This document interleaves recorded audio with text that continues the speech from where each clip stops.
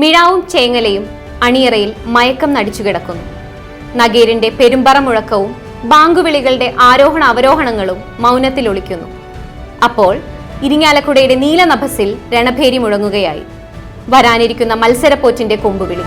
ജനപക്ഷം 2025. 488 പുരുഷ വോട്ടർമാരും 534 സ്ത്രീ വോട്ടർമാരുമടക്കം 1022 വോട്ടർമാരുള്ള 21ാം വാർഡായ Chelur ward general വിഭാഗത്തിൽപ്പെടുന്നു. വടക്ക് കോട്ട മൂന്നുപിടുക റോഡിൽ മുനിസിപ്പൽ അതിർത്തി മുതൽ കിഴക്കോട്ട് സൂര്യ റോഡ് വരെയും കിഴക്ക് സൂര്യ റോഡ് മുതൽ തെക്കോട്ട് KSC വെയർഹൌസിന്റെ തെക്ക് വശത്തിലൂടെ കനാൽ വരെയും തെക്ക് ഭാവി കലാസമിതിക്ക് സമീപമുള്ള കനാൽ പൂമംഗലം പഞ്ചായത്ത് അതിർത്തി വഴി ചേലൂർക്കാവ് അമ്പലത്തിന് സമീപം പൂമംഗലം പഞ്ചായത്ത് അതിർത്തി വരെയും പടിഞ്ഞാറ് പൂമംഗലം പഞ്ചായത്ത് കോട്ട മൂന്നുപീടിക റോഡ് വരെയുമാണ് അതിർത്തി. LDF സ്ഥാനാർത്ഥിയായി പ്രസാദ് KS, NDA സ്ഥാനാർത്ഥിയായി KG വിനോദ്, UDF സ്ഥാനാർത്ഥിയായി KM സന്തോഷ് എന്നിവരാണ് ജനവിധി തേടുന്നത്.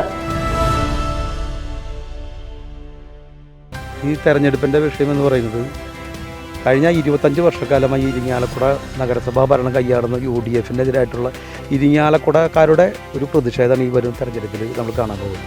ഒരു സംശയവുമില്ല, ഈ തെരഞ്ഞെടുപ്പിൽ ഇടതുപക്ഷ ജനാധിപത്യ മുന്നണിയുടെ ഒരു ഭരണം ഇരിങ്ങാലക്കുടയിൽ വരുമെന്നുള്ള കാര്യത്തിൽ ഇരിങ്ങാലക്കുടക്കാർ തീരുമാനിച്ചു എന്നുള്ളതാണ് ഞങ്ങൾക്ക് ഇതുവരെയുള്ള ദിവസങ്ങളിൽ ഈ വാർഡിൽ ഉൾപ്പെടെ നമുക്ക് ഇറങ്ങുമ്പോൾ ഇരിങ്ങാലക്കുടയിൽ കാണാൻ സാധിക്കും.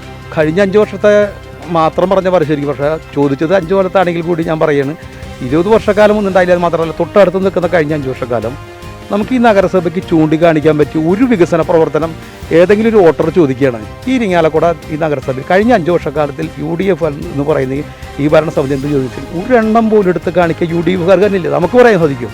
നാട്ടുകാർ ചോദിക്കുന്നതാണ് എന്താണ് കഴിഞ്ഞ 5 വർഷക്കാലം നടന്നത്. യാതൊന്നും നടന്നില്ലെന്ന് മാത്രമല്ല നമുക്ക് കാണാൻ സാധിക്കും ഇരിങ്ങാലക്കുടയിൽ വികസനം നടന്നത് നമ്മുടെ അരുണമാഷ് ഇരിങ്ങാലക്കുടയുടെ MLA ആയ കാലഘട്ടത്തിൽ തുടങ്ങി വെച്ച പ്രവർത്തനങ്ങൾ തുടർച്ചയായി നിലവിലെ ഉന്നത സാമൂഹ്യ നീതി വകുപ്പ് മന്ത്രി കൂടിയായിട്ടുള്ള നമ്മുടെ പ്രിയങ്കരി MLA കൂടിയായിട്ടുള്ള പ്രൊഫസർ ബിന്ദു ടീച്ചർ നടത്തിയ വികസന പ്രവർത്തനങ്ങൾ നമ്മുടെ കൺമുന്നിൽ നിൽക്കുകയാണ്.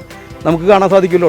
ചന്തക്കുന്ന് റോഡ്, ഇരിങ്ങാലക്കുട താലൂക്ക് ആശുപത്രി നടക്കുന്ന വികസന പ്രവർത്തനങ്ങൾ, വിദ്യാഭ്യാസ സ്ഥാപനങ്ങളുടെ ഗേൾസ് ആയാലും ബോയ്സ്, അങ്ങനെ ഇത്തരം സ്ഥാപനങ്ങൾ ഇരിങ്ങാലക്കുടയിൽ കാണുന്ന പുരോഗതിയുടെ നേട്ടം എന്ന് പറയുന്നത് പ്രൊഫസർ ആർബിദിൻ്റെ നേതൃത്വത്തിലുള്ള ഇടതുപക്ഷ ജനാധിപത്യത്തിലുള്ള സർക്കാരിൻ്റെ നേട്ടങ്ങളാണ് ഇരിങ്ങാലക്കുടയിൽ കാണുന്നത്. ഈ വാർഡിനെ പ്രതിനിധീകരിച്ച് പോയ ഇവിടുത്തെ UDF-ൻ്റെ കൗൺസിലർ യാതൊന്നും തന്നെ ചെയ്തിട്ടില്ല എന്നുള്ളത് നമുക്ക് കാണാൻ സാധിക്കും. അതിന് മുമ്പുണ്ടായിരുന്ന LDF-ൻ്റെ കൗൺസിലർ MC രമണൻ മെമ്പറായ സമയത്ത്, കൗൺസിലർ സമയത്ത് ഈ ഇരിങ്ങാലക്കുടയിലെ തന്നെ ഏറ്റവും ആദ്യത്തെ ഹൈടെക് അംഗൻവാടി ഇരിങ്ങാലക്കുടയിൽ വന്നേ സോൾവെൻറ്റ് കമ്പനിയുടെ പുറകിലുള്ള ഒരു വഴി, അത് കാലങ്ങളായിട്ട് ആ വഴി വെറുതെ ഒരു ചെറിയൊരു പാത മാത്രം പോയിരുന്നു. ടാർ ചെയ്തുകൊണ്ട് അവിടുത്തെ ഏകദേശം 15ഓളം കുടുംബങ്ങൾക്ക് വാഹനം അവരുടെ ഉമ്മറത്ത് വരുന്ന രീതിയിലേക്ക് അങ്ങനെ കാട്ടിക്കുളത്തിൻ്റെ വികസനം, അങ്ങനെ നിരവധിയായ കാര്യങ്ങൾ എടുത്തു കാണിക്കാനുണ്ടായിരുന്നു. പക്ഷേ ഈ കഴിഞ്ഞ 5 വർഷക്കാലം നോക്കുമ്പോൾ ഈ 21ാം വാർഡിലെ ആളുകളൊക്കെ നിരാശരാണ്. ഒരു മാറ്റം ജനങ്ങൾ ആവശ്യപ്പെടുന്നുണ്ട്. ഇപ്പോൾ ഞങ്ങൾ ഒരു സംശയം വേണ്ട, ഏറ്റവും ഈ വാർഡിൽ തന്നെ പടിഞ്ഞാറൻ മേഖലയ്ക്ക് വരെ പോയി കഴിഞ്ഞാൽ നമുക്ക് കാണാൻ സാധിക്കും ഇവിടുത്തെ റോഡാണ് ഏറ്റവും അത്യാവശ്യം. ഈ പേഷ്കാട് സോൾവെൻറ്റിൻ്റെ വെസ്റ്റ് റോഡിൽ നിന്ന് ആരംഭിക്കുന്ന സ്റ്റാർട്ടിങ് മുതൽ ഇടക്കുളത്തെ ചേർന്നെത്തുന്ന ആ പഞ്ചായത്തിലുള്ള കപ്പേള വരെയുള്ള റോഡ് എന്ന് പറയുന്നത് ഇരുചക്ര വാഹനങ്ങൾ മുതൽ 4 ചക്രമുള്ള വാഹനങ്ങൾക്ക് വരെ പോകാൻ കഴിയുന്നില്ല. വണ്ടികൾക്കൊക്കെ മെയിൻ്റെനൻസ് ദിനം പ്രതി വരുന്ന രീതിയിലേക്കാണ്. ഏറ്റവും ആദ്യം ഞാൻ ഈ പറയുന്ന ഈ സോൾവെൻ്റ് അവിടെ നിന്നുള്ള റോഡ് ഇവിടുന്ന് സഞ്ചാരയോഗ്യമാക്കി ടാർ ചെയ്ത് കപ്പേള വരെ നമ്മളത് ചെയ്യണം. അതാണ് ഏറ്റവും പ്രധാനം. അത് ഞങ്ങൾ ചെയ്തു. തെരഞ്ഞെടുപ്പിൽ നമ്മൾ ഉന്നയിക്കുന്ന പ്രധാന വിഷയം ഈ വാർഡിൻ്റെ സമഗ്രമായ വികസനം നമ്മൾ പിന്തുടർച്ചക്കാരായ മുൻ ചെയർപേഴ്സൺ സോണിയഗിരി, വാർഡ് കൗൺസിലറുമായ സോണിയഗിരിയുടെ പ്രവർത്തനങ്ങൾക്കൊരു തുടർച്ചയാണ് നമ്മൾ ഉദ്ദേശിക്കുന്നത്. ഇനി കുറച്ചും കൂടി വികസനം നമ്മൾ വാർഡിൽ വരാണ്ട് അതൊക്കെ ഈ 5 വർഷത്തിനുള്ളിൽ ചെയ്യാൻ പറ്റുമെന്നുള്ള ഒരു പ്രതീക്ഷയാണ് എനിക്കുള്ളത്. നഗരസഭ ഭരണം അഴിമതിയില്ലാത്തൊരു ഭരണമായിരുന്നു കഴിഞ്ഞ 5 വർഷം ഉണ്ടായത്. അതായത് നമ്മൾ ചെറിയ ഭൂരിപക്ഷം ഇല്ലാത്തതിൻ്റെ പേരിൽ ചെറിയ പാകപ്പിഴകൾക്ക് നമ്മൾ സംഭവിച്ചായിരിക്കാം. ഈ LDF-ഉം BJP-യും കൂടി അതിനെ വളരെ ശക്തമായി എതിർത്തുകൊണ്ടാണ് നമുക്ക് ചില വികസന പ്രവർത്തനങ്ങൾ തടസ്സം നേരിട്ടേണ്ടി വന്നത്. ഈ വാർഡിലെ പ്രധാന വിഷയം കുടിവെള്ളമായിരുന്നു. അത് ഈ 5 വർഷക്കാലം ഇവിടുത്തെ മുൻ കൗൺസിലറും ചെയർപേഴ്സണുമായിരുന്ന സോണിയഗിരി ചേലുക്കാവ് ഭാഗത്തെ പ്രശ്നങ്ങൾ ഒരുവിധം പരിഹരിച്ചു. അമൃത് കുടിവെള്ള പദ്ധതിയുമായി ബന്ധപ്പെടുത്തി 10-30ഓളം വീട്ടുകാർക്ക് ചേലുക്കാവ് ഭാഗത്ത് കുടിവെള്ളം എത്തിച്ചു കൊടുത്തു. പിന്നെ റോഡുകളുടെ പ്രശ്നങ്ങൾ കഴിഞ്ഞാൽ എല്ലാം ടെൻഡറായിട്ടുണ്ട്. മഴ മാറി കഴിഞ്ഞാൽ എല്ലാ റോഡുകളും ടാറിങ് ഉണ്ടായിരിക്കും. പിന്നെ പ്രധാന ഒരു വെള്ളക്കെട്ട് ചന്ദനമാരിമഴ അവിടെ ഉണ്ടായിരുന്നു. അത് PWD ആയിട്ട് നമ്മൾ നിരന്തരമായി സമ്പർക്കം ചെയ്ത് ആ റോഡിൻ്റെ അവിടെ ഒരു കാന കയറി ആ റോഡിൻ്റെ പ്രശ്നം, ആ വെള്ളക്കെട്ടിൻ്റെ പ്രശ്നം അവിടെ അവസാനിച്ചു. പിന്നെ അവിടെ ഒരു കൺവെർട്ട് ഉണ്ടാക്കി അവിടെ ആ പ്രശ്നം പരിഹരിച്ചു. പിന്നെ കാട്ടിക്കുളത്തിൻ്റെ അവിടെ ഒരു സൈഡിൽ ഭയങ്കര ബുദ്ധിമുട്ടുണ്ടായിരുന്നു വണ്ടികൾ തിരിയാനും.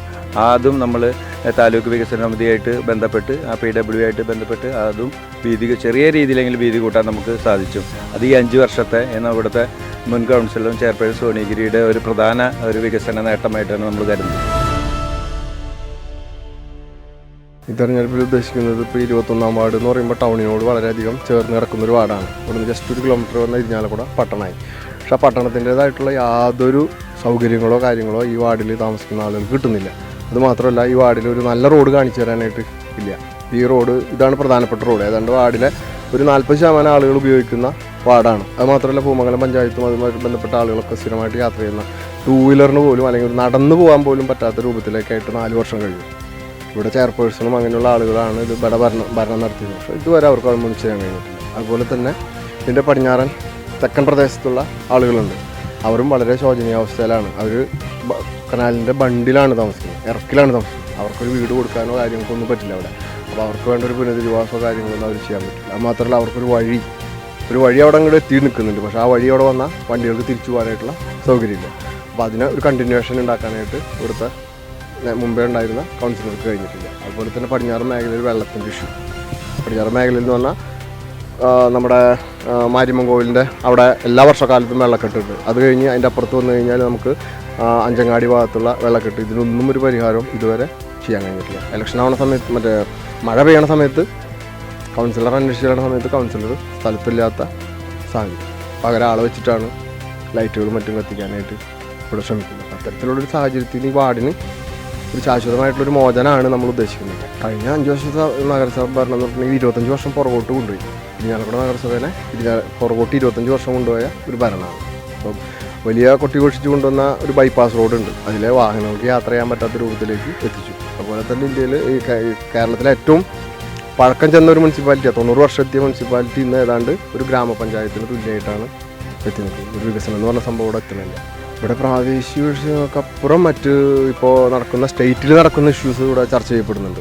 ഒന്ന് കരുവന്നൂർ ബാങ്കിൻ്റെ ഇഷ്യൂ, ITU ബാങ്ക് ഇഷ്യൂ, പിന്നെ ക്ഷേത്രങ്ങളുമായി ബന്ധപ്പെട്ട ഇഷ്യൂ. ഇതെല്ലാം ജനങ്ങൾ ചർച്ച ചെയ്യുന്നുണ്ട്.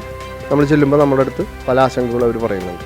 ഫസ്റ്റ് പ്രയോറിറ്റി കൊടുക്കുന്നത് നമ്മളിവിടുത്തെ റോഡിൻ്റെ സഞ്ചാരയോഗ്യാക്കലാണ്. ഇവിടെ റോഡുകൾ സഞ്ചാരയോഗ്യാക്കലാണ് ആദ്യത്തെ ഫസ്റ്റ് പ്രയോറിറ്റി.